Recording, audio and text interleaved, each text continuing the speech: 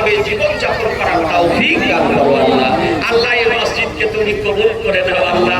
আল্লাহ যেন মসজিদ আহলুস সুন্নাত ওয়াল জামাতের হয়ে যেন কিয়ামত পর্যন্ত যেন এই রাজারামপুর গ্রামে যেন থাকে আল্লাহ, সে তৌফিক তুমি গ্রামবাসীদের দান করো আল্লাহ।